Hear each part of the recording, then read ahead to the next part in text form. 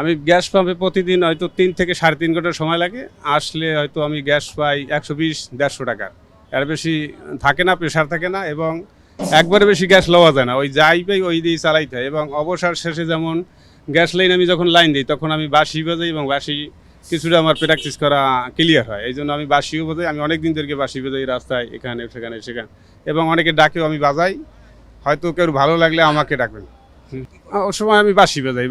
বাঁশি আমার প্রিয় জিনিস, আমি বাঁশি বাজাই। বাঁশি শুধু এটা না, আরও বাঁশি আছে, আমার বড় বড় ধরনের বাঁশি আছে। মনে করেন আমি বড় বাঁশিও বাজাই, সব বাঁশি আমি বাজাই। আমরা মনে করেন যে রাইতের 3টায় 2:30টায় 3টায় সিরিয়ালে আইসা বসে থাকি। সিরিয়াল নিতে নিতে সকালে 9:30 10টা বাজে যায়।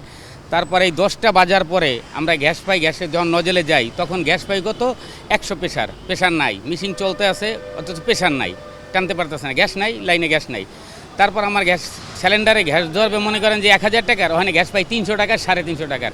এই গ্যাস দিয়ে তো চালান যায় না। হয়তো মনে করেন যে 15-20 কিলো বা 30 কিলো 40 কিলো চলার পরে অফ, আবার গ্যাস পাম্পে যাই সিরিয়াল। এখন চাই যে এটার সমাধানটা চাই, এটা কিভাবে সমাধান হবে। যেমন এলপিজিটা আছে মোটামুটি, আরও তাও একটু হইলে ভালো হয়। আর সিএনজি তো নাই বললেই চলে। এভাবে তো আমাদের খুবই সমস্যা। আমরা কিভাবে গাড়ি চালাই যদি মালিকের জমা না দিতে পারি, মালিকের জমা দিয়েই যেতে পারি না, তারপর আমরা বাসায় নিব কি, খাবো কিভাবে, চলবো কীভাবে, বাল বাচ্চা নিয়ে লেখাপড়া, ঘর ভাড়া, ঢাকা শহরে আমাদের খুবই কষ্ট। আমাদের খুব দুর্ভিক্ষর ভিতরে জীবনযাপন কাটছে। জমা উঠাইতে পারি না ঠিকমতো, গ্যাস পাইতে আসি না। এই অবস্থা 3-4 ঘন্টা গ্যাস নিতে গেলে 2বার গ্যাস নিতে হয় দৈনিক।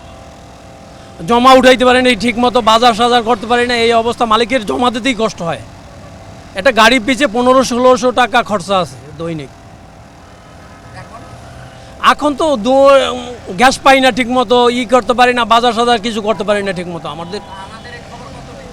আমাদের খবর আর কতদিন দেখাবেন? এর কি সমাধান হবে না?